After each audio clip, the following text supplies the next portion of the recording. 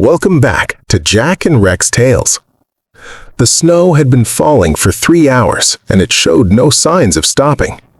It came down in thick, silent sheets, the kind that muffled the whole world and made a man feel like the last person alive on Earth. The streets of Millbrook were empty. The shops were dark. The streetlights wore halos of frozen mist, casting pale yellow circles on the white ground below. It was the kind of night that sent people indoors, toward warm kitchens and glowing televisions and the sound of someone else breathing nearby. Jack Thompson had none of those things. He had an apartment with thin walls and a radiator that knocked and hissed through the night. He had a worn leather chair by the window and a half-drunk cup of coffee that was always cold before he finished it. He had photographs on the wall, men in uniform, some of them smiling, most of them gone now. And he had Rex. That was enough. Or at least, that was what Jack told himself every night when the silence got too heavy to carry standing up. Rex was a German Shepherd, 9 years old, retired from military service the same year Jack was. He still moved like a soldier, deliberate, alert, his dark eyes missing nothing. His muzzle had gone gray at the edges, and his back left knee troubled him on cold mornings the same way Jack's right one did. They had that in common. They had a lot of things in common. Two old veterans learning how to live in a world that had mostly moved on without them. Jack pulled on his heavy army coat, the olive green one with the worn cuffs and the faded name patch above the chest pocket. He clipped Rex's lead, more out of habit than necessity. Rex never needed it, but some rules stay with a man long after the reasons for them were gone. "Come on, boy," Jack said quietly. "Quick one tonight." Rex looked up at him, steady and patient, and they stepped out into the cold. Henderson Park was 2 blocks from Jack's apartment. It wasn't much, a strip of dead grass and bare oak trees running along the edge of the neighborhood, a few benches, a path that curved in a lazy half-circle and came back to where it started. Jack and Rex walked it every evening, same time, same route, same silence. Routine was the rope Jack used to pull himself through the days. Without it, the hours blurred into each other, and the dark thoughts had too much room to move around. The snow swallowed the sound of his boots. The wind pushed against him from the north, cold enough to make his eyes water. He walked with his head slightly down, one hand deep in his coat pocket, the other holding the lead loosely. Rex walked beside him, nose working, breath rising in small white clouds. They were halfway around the path when Rex stopped. Not slowed, not hesitated, stopped completely, all 4 legs planted, his body going rigid in a way Jack recognized immediately. "Rex?" Jack's voice dropped. "What is it?" The dog didn't look at him. His ears had come fully forward, rotating slightly, locking onto something in the dark ahead. A low sound built in his chest. Not a growl, something quieter than that, something closer to concern. Jack followed his gaze. Through the falling snow at the far end of the path there was a bench, and on that bench something small and dark that didn't belong there. Jack's hand tightened on the lead. "Easy, boy." They moved forward slowly. The wind shifted, and Jack heard it then, thin and broken, barely audible beneath the sound of the storm. Crying. A child crying. His chest tightened with a feeling he hadn't felt in years. Not fear exactly, something older than fear. The thing that had kept him moving in places where most men would have stopped. He closed the distance, and what he saw stopped the breath in his lungs. A boy, no older than 7, standing in the snow beside the bench in a thin jacket that was never meant for this kind of cold. His sneakers were soaked through, his face was red and raw, his lips pale at the edges, and in his arms, pressed against his narrow chest like something precious and fragile and terrifyingly still, was a baby. A baby wrapped in a single thin blanket, her tiny face turned inward against the boy's jacket. The boy looked up. His eyes were swollen from crying, but there was something else in them too. Something that didn't belong in the face of a child that age. A terrible, exhausted determination, like he had been holding himself together by sheer force of will for a very long time, and was only now, at the very last edge of it, allowing himself to break. His voice came out in a whisper. "Sir, my baby sister is freezing." Jack was already moving. He pulled off his coat in one motion, the cold hitting him like a wall, and wrapped it around both children, the boy and the baby together, pulling them close, creating whatever warmth his body could offer. Rex moved without being told. He stepped in from the other side, pressing his large, warm body against the boy's legs, his thick fur doing what instinct told him to do. "What's your name, son?" Jack asked, his voice low and steady, the same voice he had used in places far darker than this. The boy swallowed hard. "Tim." "Okay, Tim." Jack was already checking the baby, pulling the edge of the blanket back carefully, touching the infant's cheek with the back of his fingers. Cold. Too cold. Her breathing was shallow and her color was wrong, that grayish pale that Jack had seen before and hoped never to see again. "How long have you been out here?" Tim's chin trembled. "A long time, since it got dark." Jack did the math in his head and felt something cold move through him that had nothing to do with the temperature. "Where's your mother?" The boy's eyes dropped to the ground. "She said she'd come back." Jack looked at Tim for a long moment, at the way the boy held his sister, at the way he had planted himself beside that bench in the middle of a blizzard and refused to leave because his mother had told him to wait. 7 years old, standing guard over a baby in a snowstorm. "What's her name?"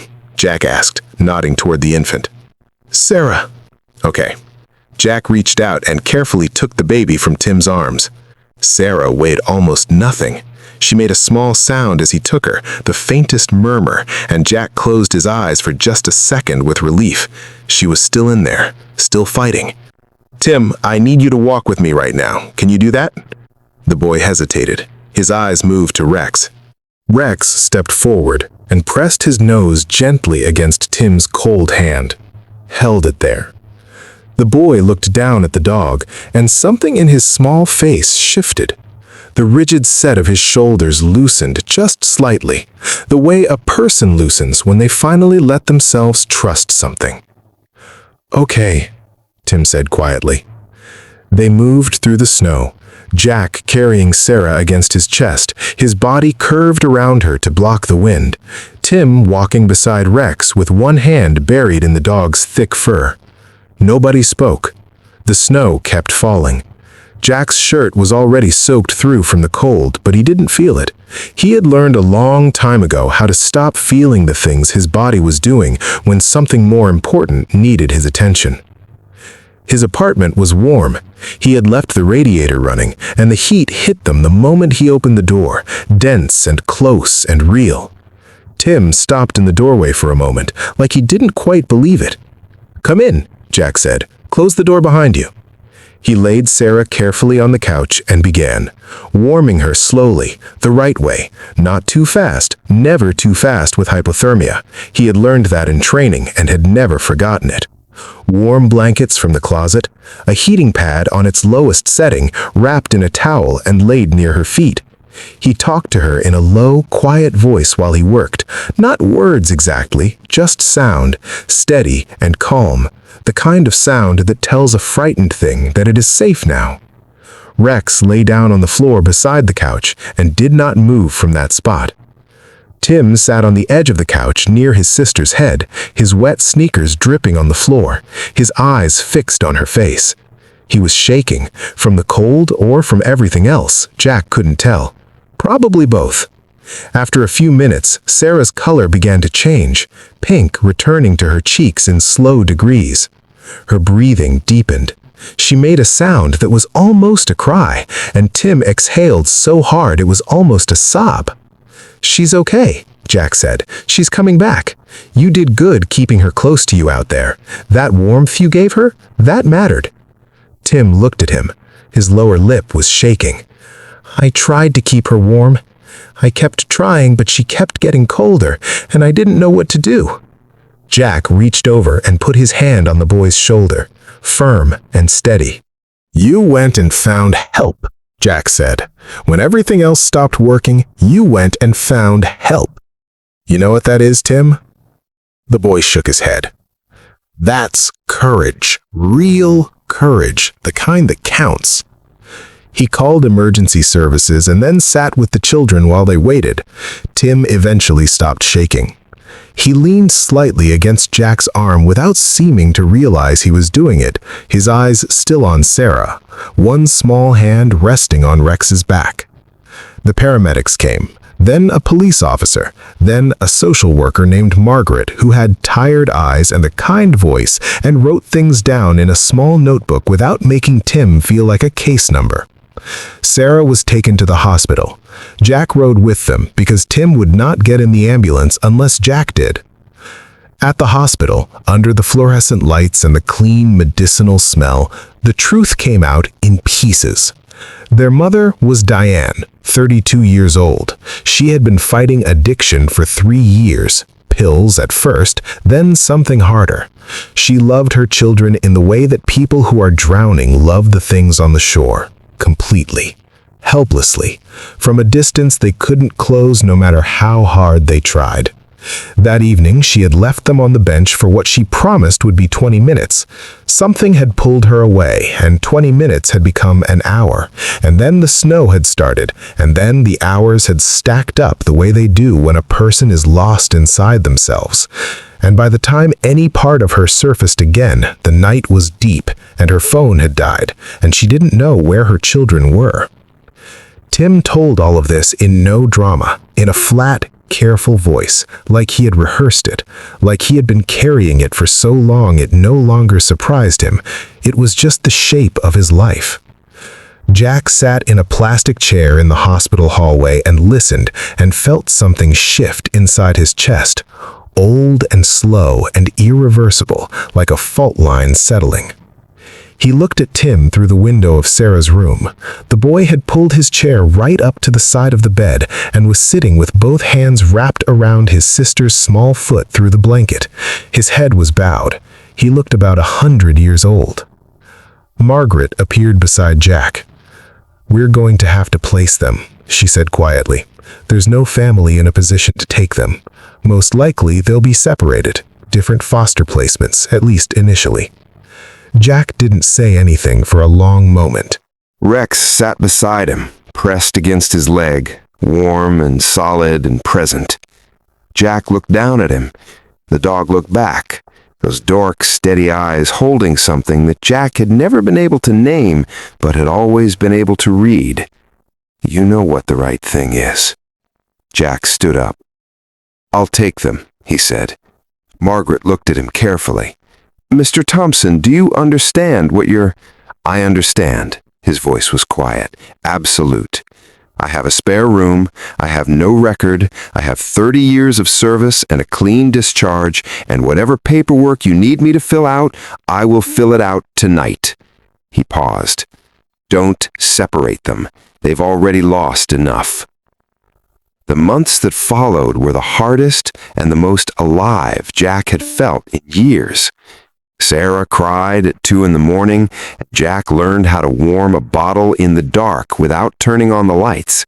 Tim had nightmares, and Jack would hear him through the thin wall and go sit in the doorway of his room and just be there, not saying anything, just being a presence that didn't leave. Rex slept beside Sarah's crib every single night without being asked. He simply positioned himself there the first night and never moved from that post, his breathing slow and even, his body a warm, steady thing in the dark. There were hard days, days when Tim flinched from loud noises or went very quiet in a way that worried Jack deeply.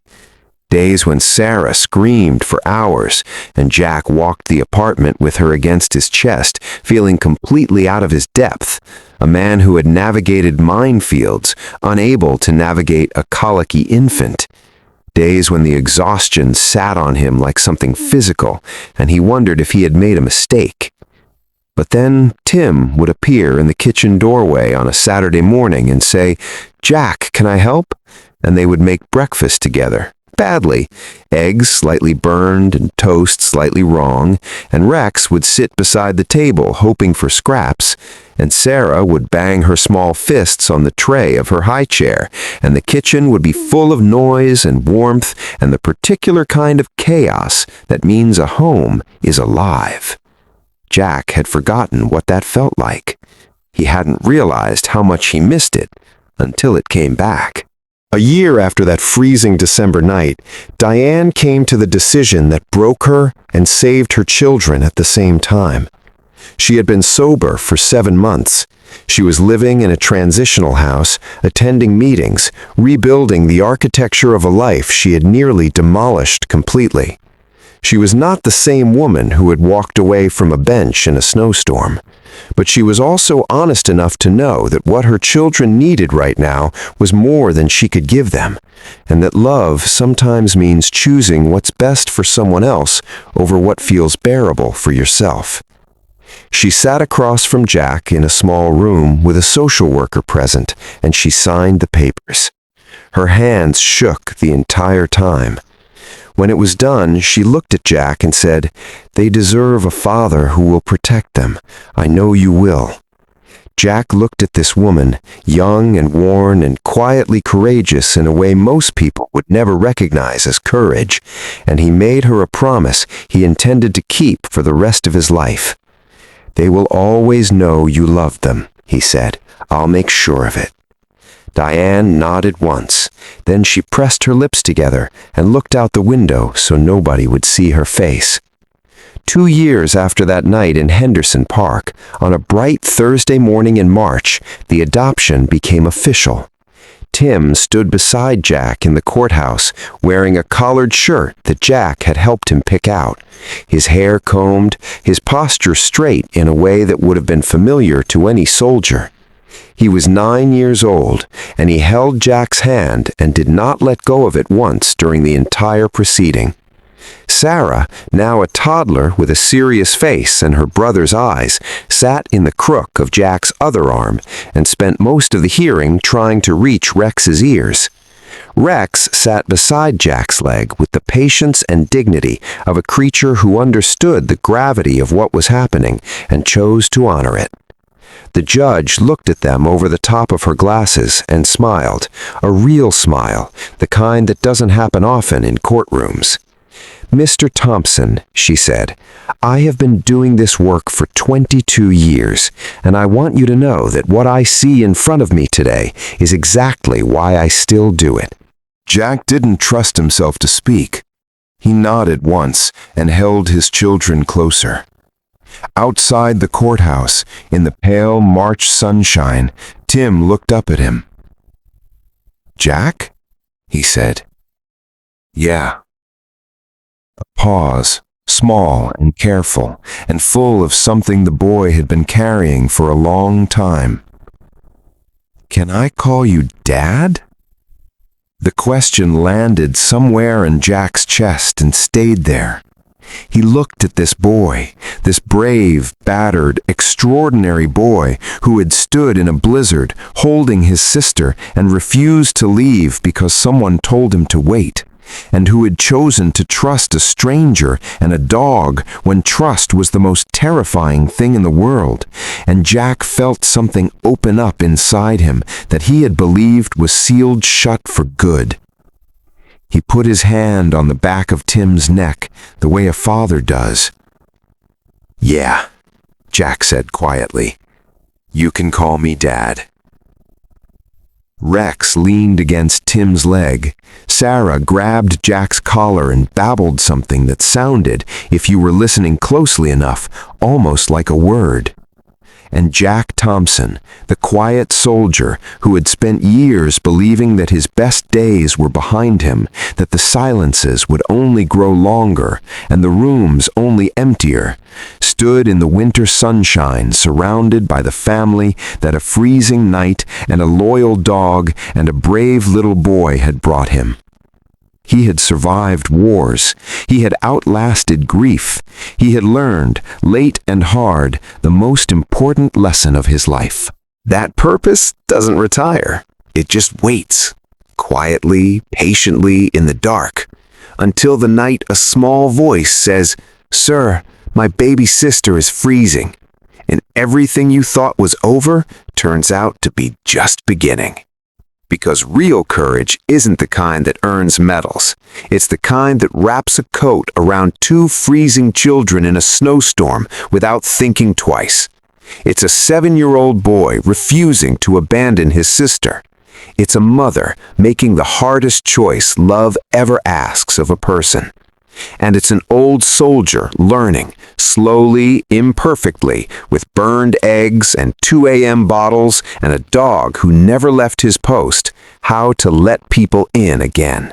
If that kind of courage moves you, if you believe that loyalty still matters, that kindness can change the entire direction of a life, that it's never too late to become who you were always meant to be, then you belong here.